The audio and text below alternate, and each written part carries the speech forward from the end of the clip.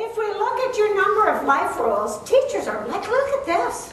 I've got 1 in 5 teachers who've got 10 or more roles that they're engaging in.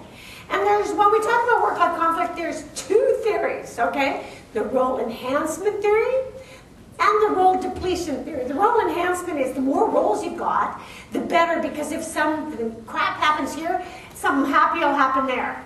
And then the role depletion is the more you got, the less time you got to roll to spread around, and the more you feel guilty when you're doing A about B. So, which one does the data support? The second one. Okay, so those of you with 10 or more roles, if they're voluntary, dump some. I'm telling you the honest to God truth, because it's a major predictor.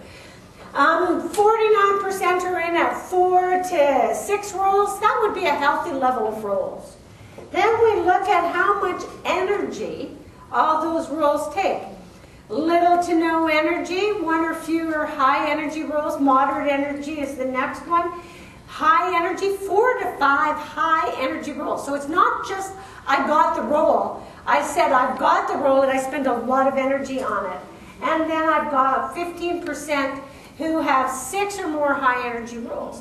What we know is the more you do and the more high energy they take, the higher your stress, the higher your depression, the poorer your health, the more overloaded you are.